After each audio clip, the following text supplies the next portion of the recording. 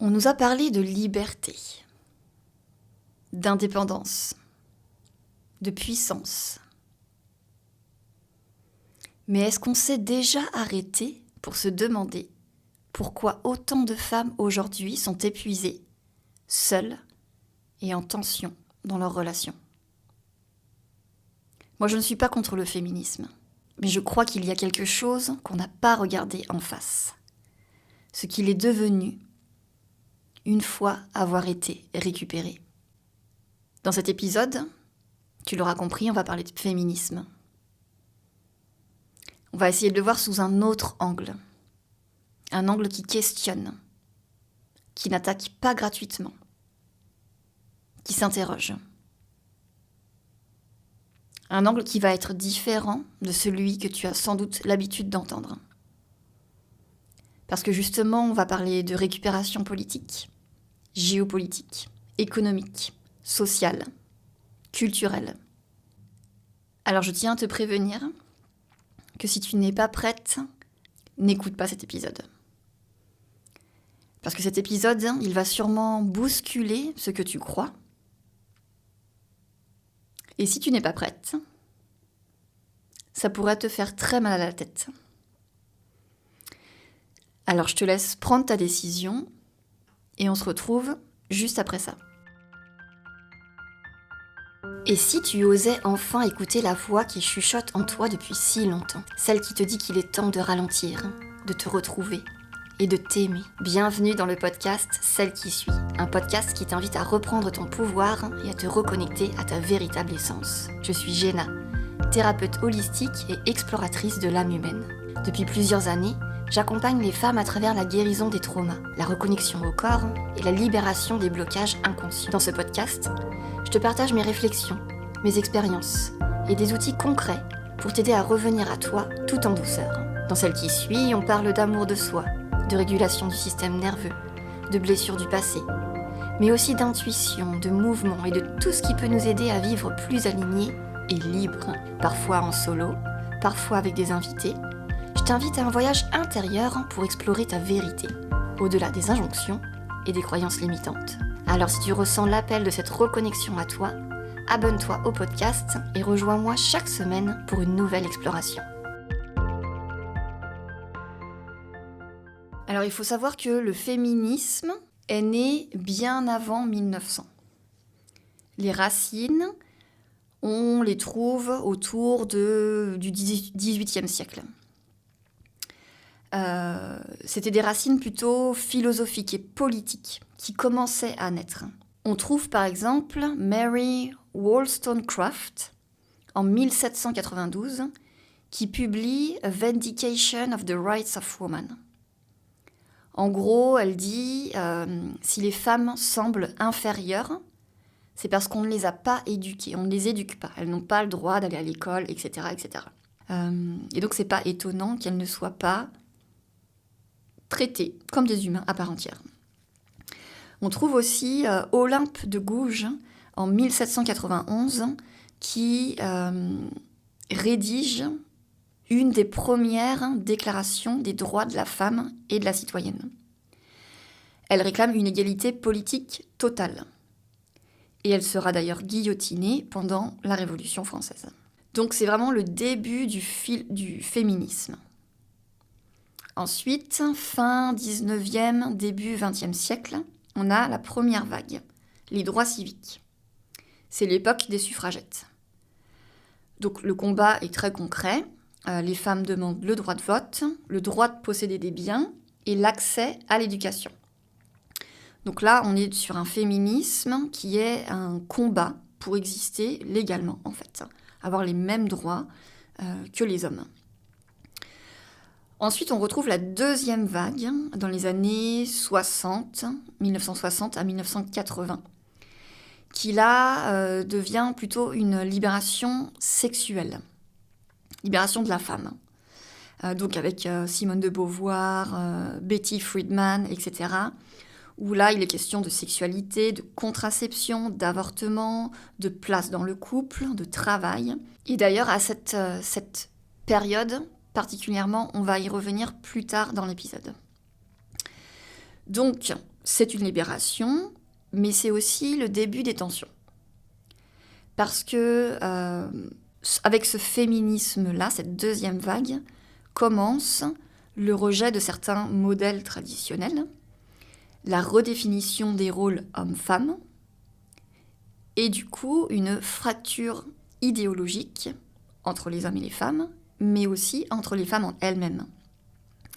Et oui, parce que c'est aussi une période où la société, elle change vite. Troisième vague, c'est vers 1990 à 2010.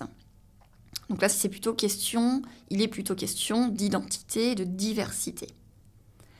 Donc on introduit l'intersectionnalité avec les races, les classes, les orientations sexuelles, la pluralité des expériences féminines.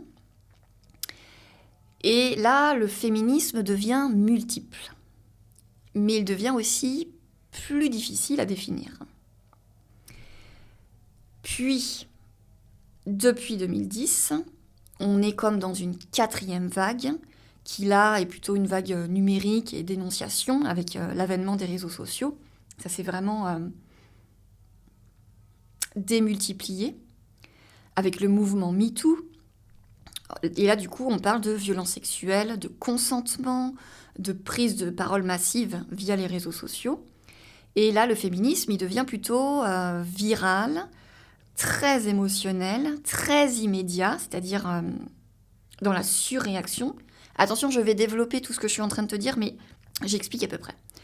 Donc, ça devient très polarisé, parfois conflictuel, et très amplifié par les dynamiques des réseaux sociaux. Voici, en gros, l'histoire du féminisme. Ce que je vais essayer humblement de développer dans cet épisode, c'est que le féminisme n'est pas seulement des luttes légitimes, il va être aussi des récupérations politiques, des dérives idéologiques et des transformations sociales profondes en bien et en moins bien. Tout ça en même temps. Donc le féminisme, il n'est pas monolithique. C'est pas un seul truc. Il y a, selon moi, le féminisme qui libère et le féminisme qui enferme. Et c'est tout ce que je vais essayer de développer dans cet épisode.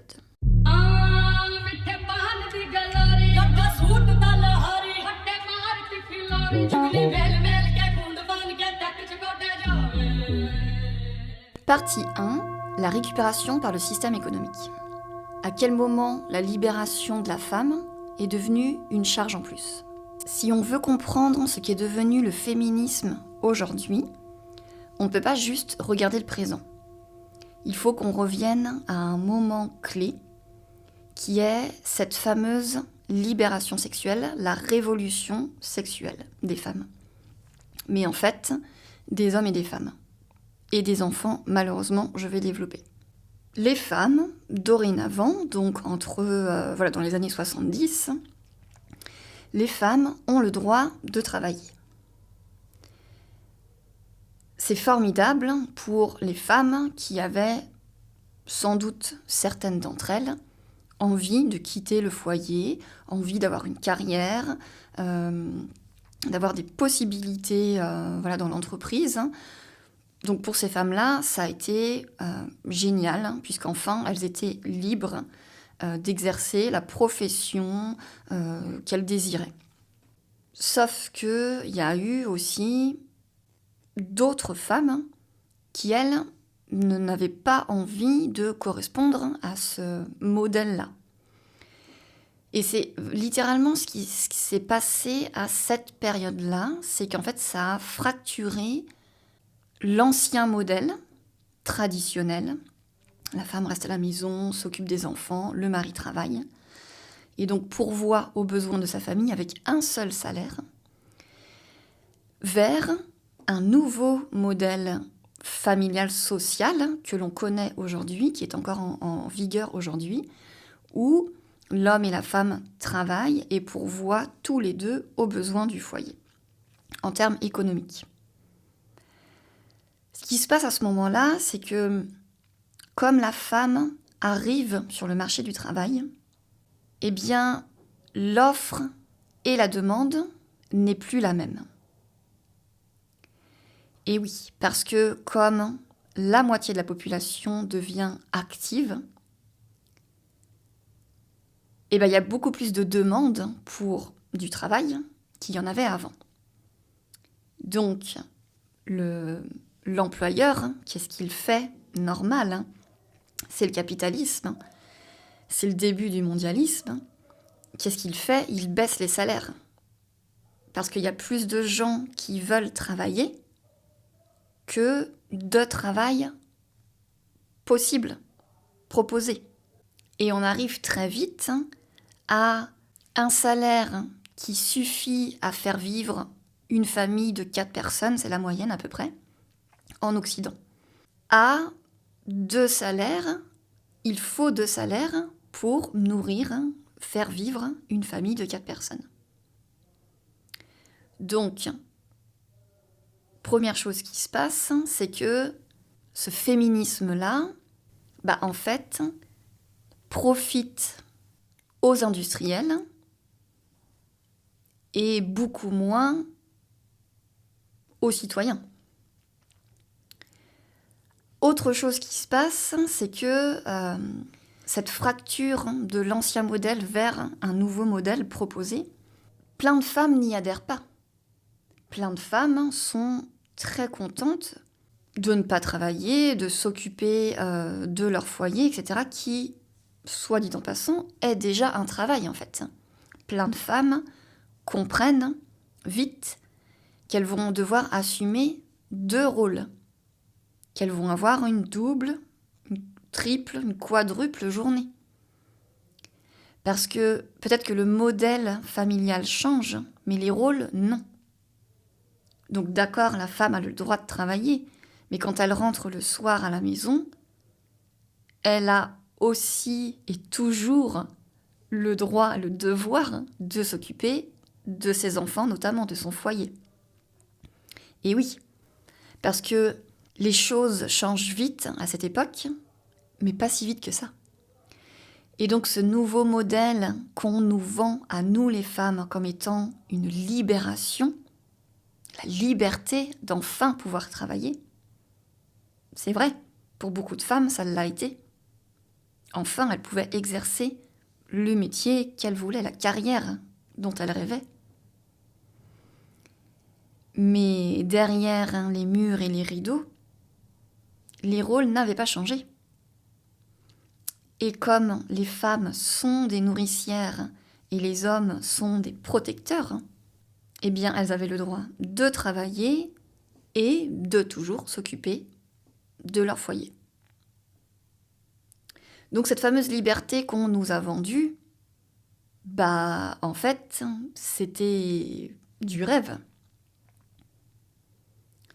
Et là, ce qui se passe, c'est que la femme se sent coupable. Se sent coupable à la fois de désirer une carrière, désirer une vie en dehors de son foyer, se sent coupable d'être fatiguée de sa journée et de devoir commencer sa 2e journée quand elle rentre de son travail, se sent isolée aussi, parce que c'est quelque chose dont on ne parle pas. Non, vous l'avez voulu, cette putain de liberté. Maintenant, vous l'avez, vous n'allez pas vous plaindre non plus. Et là, arrive insidieusement, au sein même du foyer, dans l'intimité du couple, le conflit. Parce que la femme se retrouve à devoir assumer une multitude de casquettes. Et donc se retrouve débordée, isolée, culpabilisée de ne pas réussir à tout faire. Il y a aussi autre chose qui se passe, c'est que comme l'ancien modèle et le nouveau modèle s'affrontent, eh bien, il va y avoir aussi un conflit entre femmes qui va naître. Parce qu'il va y avoir des femmes qui aiment le nouveau modèle, qui se retrouvent dans le nouveau modèle. Mais il y a aussi des femmes qui aimaient l'ancien modèle. Mais sauf que on comprend très vite à cette époque qu'en fait, le nouveau modèle va devenir le modèle. Le nouveau modèle est en train de tuer l'ancien modèle. Et donc arrive cette espèce d'idéologie qu'en fait, si toi tu veux être dans l'ancien modèle, c'est-à-dire l'homme qui travaille, et toi qui travailles, parce que c'est vraiment un travail, depuis chez toi, donc c'est-à-dire tu élèves tes enfants, une ménagère, quoi, une femme au foyer, en fait tu deviens, t'es réfractaire au changement. T'es la vieille réac, catho. Parce qu'on va beaucoup le mélanger avec ça aussi. En fait, la religion va venir se mettre là-dedans. Tout ça se passe en Occident, je te parle de l'Occident.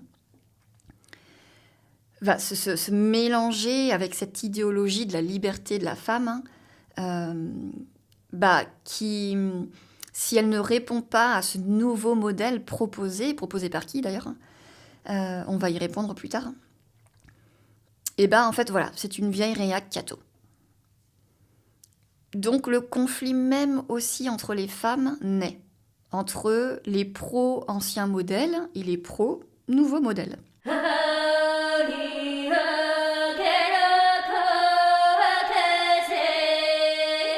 Évidemment, naît aussi, à ce moment-là, cette société de consommation. Et oui, parce que les femmes arrivant sur le marché du travail gagnent leur argent. Et donc, l'industrie comprend très très vite que si elles gagnent leur argent, ça fait d'elles de nouvelles clientes. Donc, il va falloir faire du marketing, de la publicité pour leur parler à elles. Donc, la publicité va se mettre au diapason, évidemment. Eux, leur seul et unique but, c'est de gagner de l'argent, encore plus. On va notamment voir un exemple au hasard qui me vient en tête. C'est par exemple la société Philip Morris, donc de cigarettes, qui va se mettre à faire de la publicité en ciblant spécialement les femmes, à l'aide de différentes manœuvres. Expliquer qu'en fait, une femme libre fume. Une femme indépendante, une femme qui a une belle carrière, qui arrive à tout faire, à jongler avec toutes ses casquettes, elle fume. Et donc là, c'est un peu la double douille, si tu veux. Parce que d'un côté, les femmes arrivent sur le marché du travail, donc les salaires baissent. Et puis, comme elles gagnent leur argent, on arrive à les manipuler, mais comme c'est encore aujourd'hui, la publicité, c'est une sorte de manipulation psychologique, neuroscientifique aussi. On arrive aussi à leur faire dépenser de l'argent. Donc, l'industrie se frotte 2 fois les mains. Donc, on est là vraiment au début du XXe siècle. La libération sexuelle, la révolution sexuelle est liée avec un monsieur qui s'appelle Alfred Kinsey. Alfred Kinsey, c'est un biologiste américain qui est devenu pionnier dans les années 40-50 de l'étude scientifique de la sexualité humaine. Avant lui, on ne parlait pas de ce sujet, c'était tabou. C'était entouré justement de morale, notamment religieuse. Lui, il commence à avoir une approche scientifique, presque froide, pour observer, mesurer, collecter des données sur la sexualité des hommes et des femmes et des enfants. Donc c'est là que, accroche-toi sur ton siège, mets ta ceinture, on va aller, on va glisser dans le cœur du sujet de cet épisode, les récupérations idéologiques. Donc cet homme, il a écrit un rapport, 2 ouvrages exactement. Donc les comportements sexuels, c'est en anglais évidemment, mais je te le traduis. C'est les comportements sexuels de l'homme mâle. Il l'a écrit en 1948. Et le comportement sexuel de l'homme, de la femme, la femelle humaine, en 1953. Qui sont des rapports basés sur des milliers d'entretiens, mais aussi d'expériences qu'il a faites. Ce qu'il montre à l'époque, c'est que en fait, la sexualité est beaucoup plus diverse que ce que les normes sociales disent, et que la masturbation, l'homosexualité, les pratiques variées sont bien plus répandues que ce qu'on ne le dit et que ce qu'on ne le pense. Il a un impact majeur, cet homme-là, c'est pour ça que je t'en parle, dans la révolution sexuelle. Parce que il entame, donc c'est dans les années 40-50, il entame un début de discours plus ouvert sur la sexualité. Il influence sur la future révolution sexuelle des années 60-70. Il remet en question des normes. Donc il ne crée pas la révolution sexuelle, mais il ouvre une porte énorme. Surtout que ces rapports, ces 2 rapports qu'il va faire, vont être des sources majoritairement utilisées encore aujourd'hui sur la normalisation de certains comportements. Ce monsieur est très controversé, mais si tu fouilles bien, ces rapports ont influencé beaucoup de milieux. C'est controversé par une partie des scientifiques sur le sujet, évidemment, de la sexualité, parce que sa méthodologie, la manière dont il a collecté ces données, pour certains sont révolutionnaires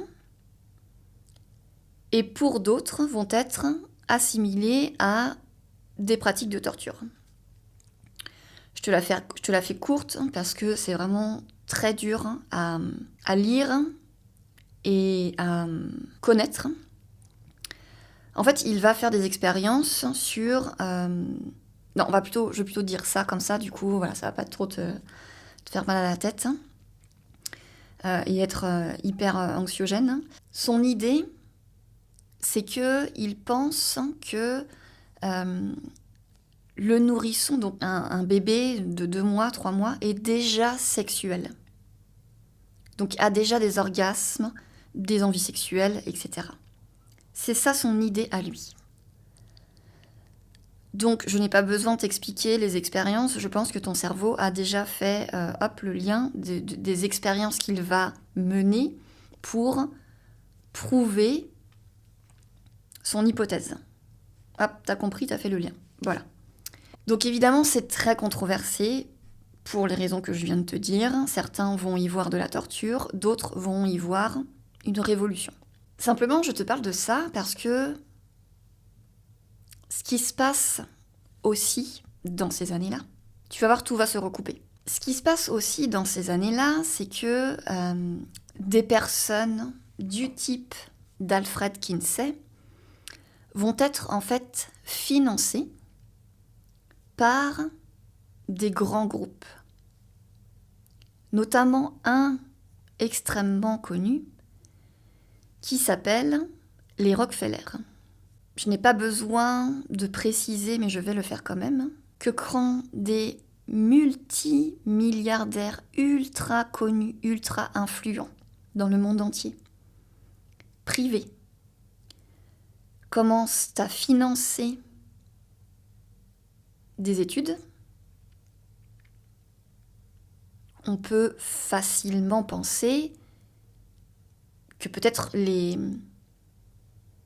résultats de ces études vont être influencés. Et en fait, je te parle de la fondation Rockefeller. Donc Rockefeller, c'est aussi gros que Rothschild. Et bizarrement, tous ces gens-là se retrouvent dans les rapports Epstein. D'accord ? Donc, Je te dis, on y vient. Voilà pourquoi le féminisme est une énorme douille, mais elle est encore plus malsaine que ce qu'on peut imaginer.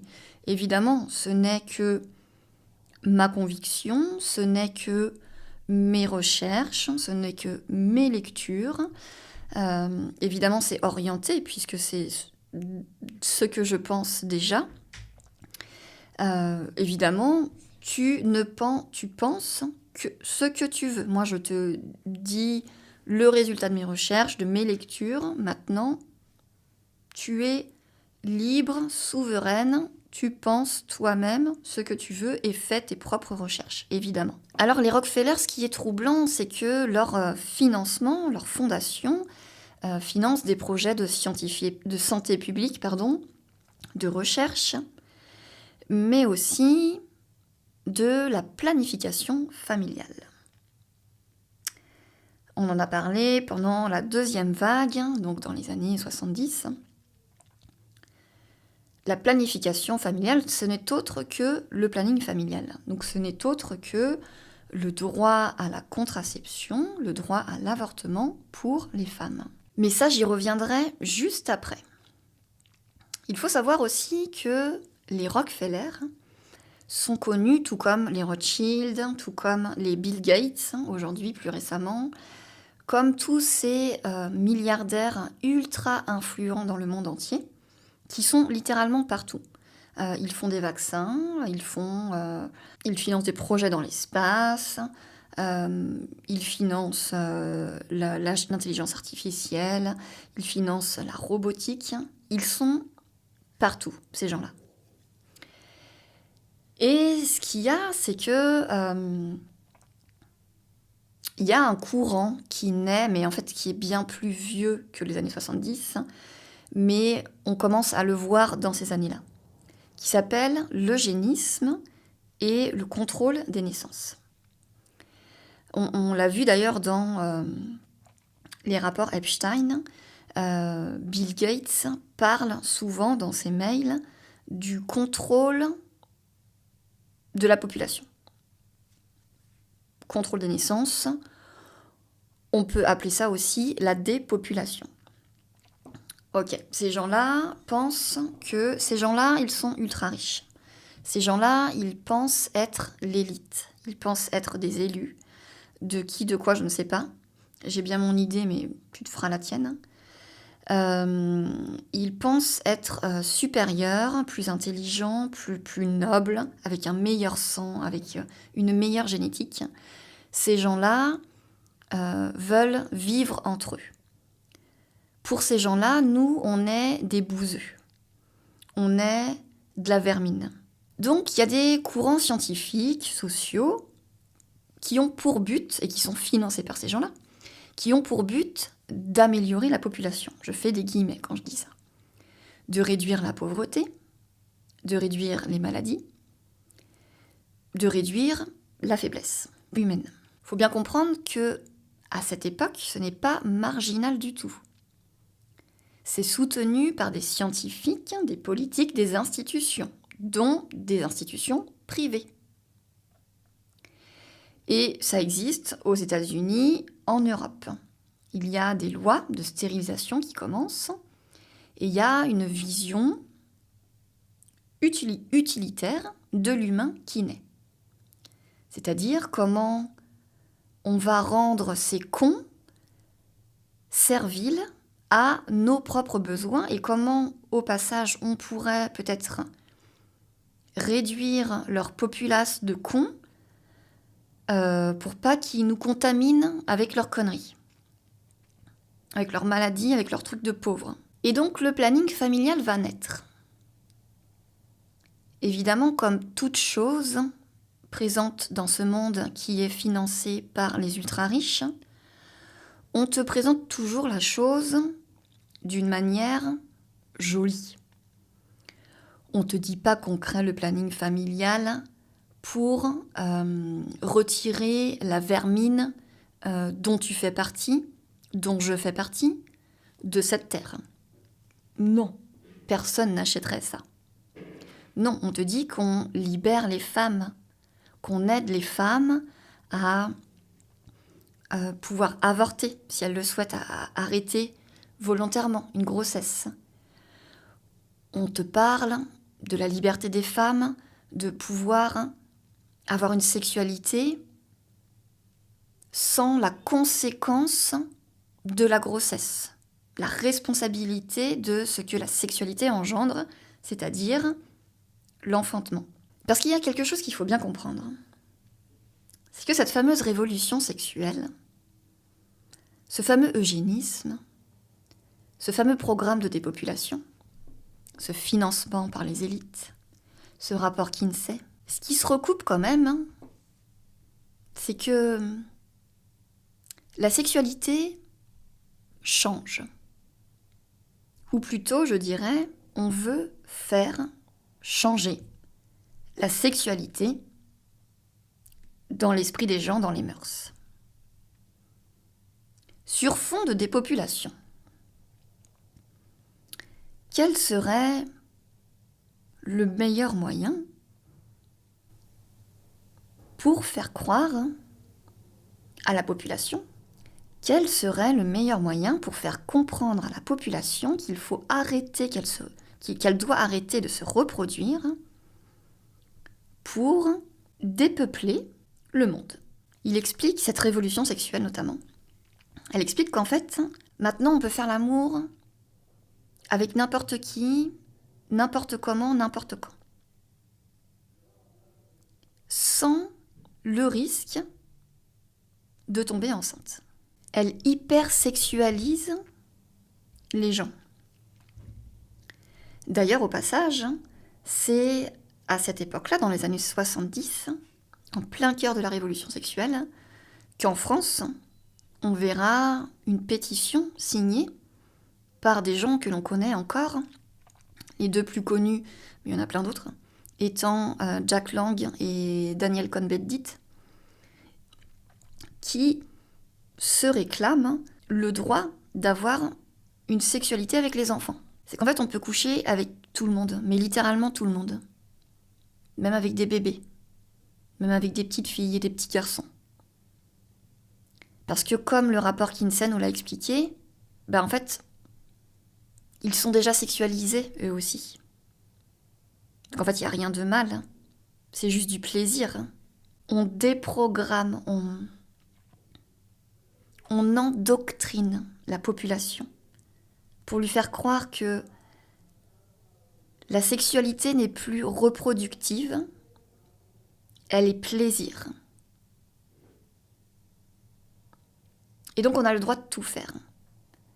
Et si toi tu considères que c'est malsain, eh bien t'es une pauvre réac catho. Voilà ce qui se passe littéralement dans ces années-là, dont on en voit les fruits encore aujourd'hui. Voilà pourquoi on voit aujourd'hui le sommet de l'iceberg, par exemple avec le dossier Epstein, dont on connaît l'existence depuis très longtemps, où en fait des ramifications souterraines sont révélées au grand jour aujourd'hui, où on a toute une panoplie de déviances sexuelles, morbides, de déviances de fous, malades, laisse tomber, satanistes, où en fait, eux, tranquilles, ils faisaient leurs petites affaires, quoi. Des trucs que t'oserais même pas penser, tellement c'est putain d'esprit malade pour pouvoir penser à ça, quoi. Je reviens à ma question. Comment faire croire à la population, comment faire comprendre à la population qu'il faut se dépeupler? Eh bien, par exemple, en apportant la pilule, la contraception, en disant que la sexualité est plaisir et n'est plus reproductive, en amenant pourquoi pas des maladies sexuellement transmissibles. Ça pourrait être une très bonne idée aussi, ça. Des maladies qu'on ne sait pas soigner. Déjà, on va réduire un petit peu la population comme ça. Et puis ce fameux rapport Kinsey, il nous expliquait déjà dès 1950-60 que en plus l'homosexualité, tout ça, c'était ordinaire dans la sexualité des humains. Ce qui est vrai dans la sexualité des animaux aussi. Et donc elle va commencer à Cette révolution sexuelle aussi a prôné ça. Et oui, parce que l'homosexualité ne produit pas d'enfants. Donc voilà aussi comment on va dépeupler, sans que la population s'en rende compte, doucement mais sûrement, en prônant l'homosexualité, en prônant toutes les améliorations sexuelles, on va le dire ça comme ça, ou les améliorations du corps que l'on connaît aujourd'hui en 2026. LGBTQR+, le transgenrisme, le changement de sexe, etc. Tout ça fait que, en fait, les gens, ils se stérilisent naturellement, si tu veux. Donc voilà un petit peu ce qui se passe vraiment dans ces années-là, qui sont des années charnières, piliers dans le féminisme qu'on a aujourd'hui, en fait, où on en est arrivé à un extrême. Et surtout, on en est arrivé à une fracture. En fait, on a fait croire aux femmes... déjà, qui a décidé ça? Évidemment, il y avait des femmes pionnières là-dedans. Maintenant, ce serait intéressant de savoir, est-ce que si elles voyaient ce que le féminisme est devenu, est-ce qu'elles seraient toujours aussi enthousiastes à leur projet qu'elles avaient à l'époque? Ce serait intéressant. Parce qu'en fait, on a donné la liberté aux femmes, mais on leur a surtout rajouté beaucoup de charge mentale et beaucoup plus de travail qu'elles n'en avaient déjà. On a complètement détruit les modèles familiaux qui existaient pour en créer un nouveau et qui malheureusement conviennent à beaucoup de femmes, mais qui malheureusement ne conviennent pas à beaucoup de femmes aussi. Et je pense que ce qu'on est en train de te faire croire aujourd'hui, en 2026, c'est que c'est devenu comme une espèce de norme, et que si tu n'es pas féministe, en fait, t'es une vieille réac catho, voire tu vas être une masculiniste, je ne sais quoi, mais en plus des mots qui n'ont aucun sens, puisque évidemment on a inventé des mots maintenant.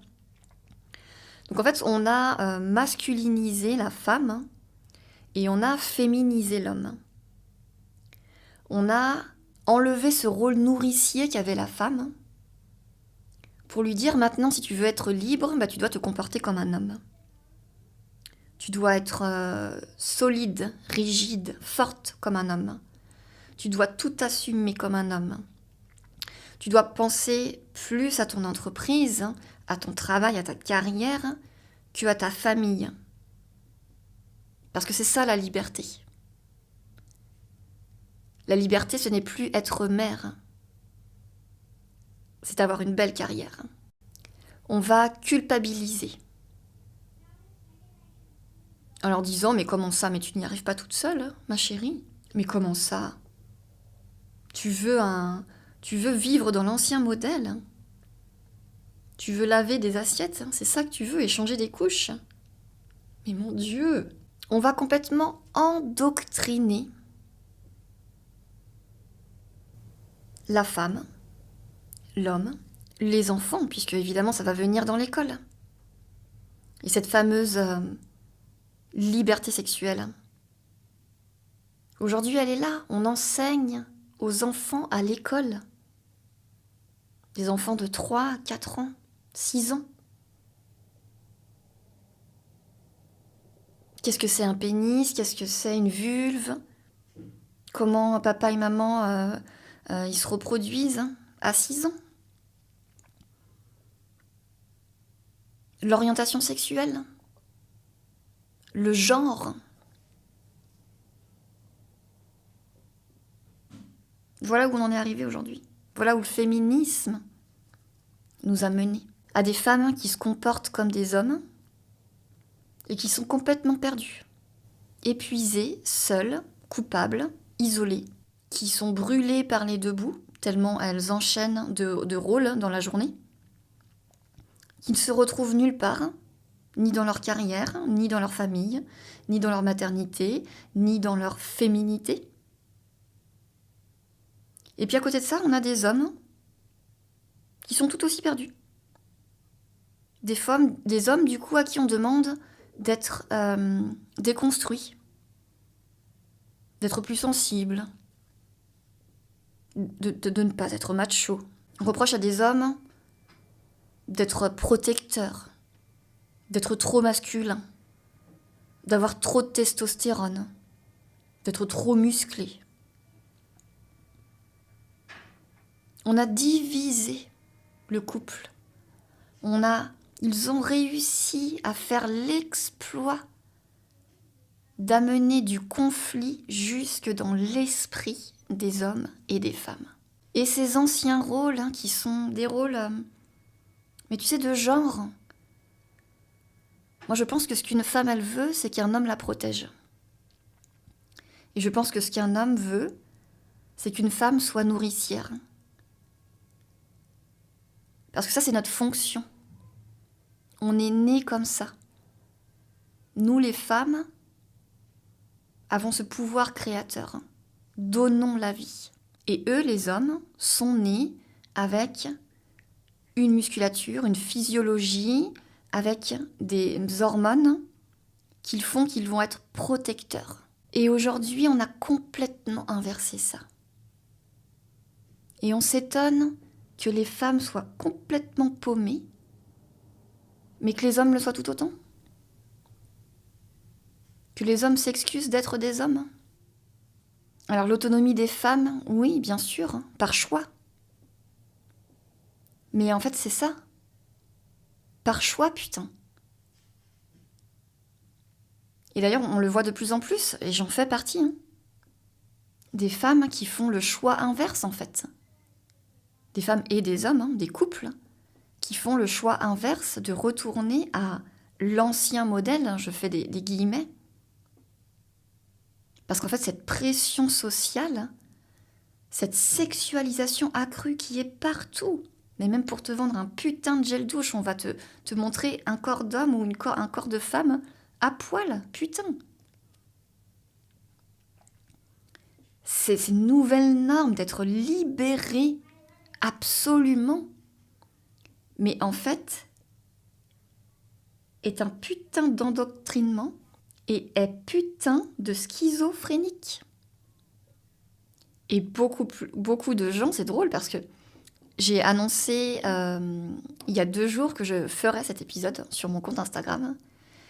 Et j'ai eu au moins 4 femmes de mémoire qui m'ont envoyé un message en privé pour me dire « Oh là là, j'ai hâte d'écouter ton épisode parce qu'à mon avis, tu ne vas pas parler du féminisme qu'on entend partout. De la doctrine féministe, en fait, qu'il faut que tu y adhères. Si tu y adhères pas, t'es une putain de réac catho. » Ah non, moi je n'y adhère pas. Ces putains de dogmes où en fait tu y crois ou c'est toi l'erreur. Ah moi depuis toujours je suis comme ça. Et aujourd'hui je l'assume au grand jour. Moi si on me dit tu dois y croire, bouffe ça il faut le manger, c'est comme ça, c'est pas autrement. D'avant je fais un pas de côté, je me dis oula il y a une douille là. Il y a un problème. Si on me dit que c'est à ça qu'il faut croire, il y a un problème. On veut m'emmener quelque part, je vais vérifier d'abord où est-ce qu'on veut m'emmener. Et puis, je pense que je vais terminer là-dessus, parce que je veux pas que l'épisode soit trop long. Évidemment, tout ce dont je te parle est sourcé, et je te mettrai d'ailleurs les sources dans la barre de commentaires sous l'épisode. Je t'invite à lire plusieurs auteurs, dont Marion Sigaud, qui parle très bien de ça, qui parle très bien des réseaux pédophiles, de nos élites, champions du monde. L'histoire de Judith Reisman, mais je te mettrai tout ça en barre de commentaires, je ne vais pas trop développer. Là, je te les développer en fait, sans vraiment les citer. Qui sont des voix controversées, qui posent des questions, qui dérangent. Et puis, je voulais rajouter ça. Il y a aussi une terrible fracture avec le réel. Donc tout ce dont je te parle est occidental. Dans le reste du monde, c'est pas ça qui se passe. Et puis c'est occidental, mais c'est aussi issu d'un certain milieu. Parce que quand t'as rien à manger,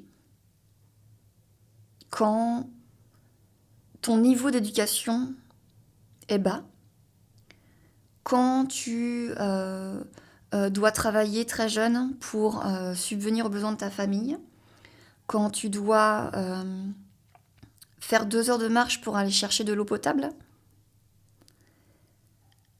bah t'as pas le temps de penser au féminisme en fait. Parce que ton unique et seule pensée, c'est de répondre à tes 3 besoins primaires, voire 4, manger, boire, dormir, être en sécurité. Donc le féminisme, ça te dépasse totalement, parce que ce n'est pas un putain de besoin primaire. On pense au féminisme si on a le temps, l'argent et le niveau d'intelligence pour y penser. Je suis pas en train de dire que si tu ne penses pas au féminisme, t'es bête, non.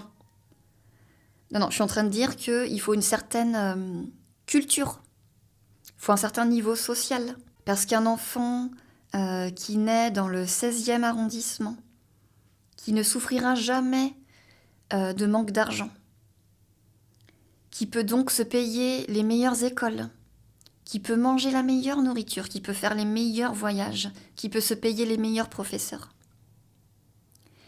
eh ben, il n'a pas le même niveau de conscience qu'un enfant qui naît dans un HLM, à 6 dans un 40 mètres carrés, où il y a 700 € pour faire vivre une famille de 6,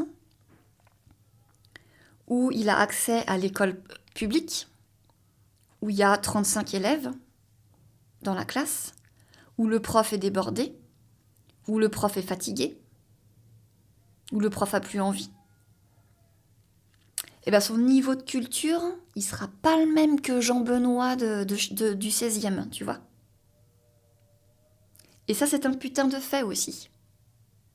Et donc Jean-Benoît, il sera beaucoup plus à même de penser le féminisme que quelqu'un qui est né dans un HLM, dans une cité. En fait, tu ne nais pas avec les mêmes acquis sociaux. Et donc le féminisme, c'est aussi un truc d'élite. Et encore une fois, on en revient. Donc c'est l'élite qui a décidé de ça. Mais pourquoi l'élite ? En quoi l'élite, ça l'intéresserait, ça lui servirait que le féminisme existe ? Je te laisse sur cette question. Je te remercie pour l'écoute. Et n'hésite surtout pas à me laisser un commentaire, parce que je pense que cet épisode pourra déclencher beaucoup de réactions, j'imagine. Donc avec plaisir de te lire. Je t'embrasse. Prends soin de toi et n'oublie pas de toujours remettre en question ce qu'on te donne à manger.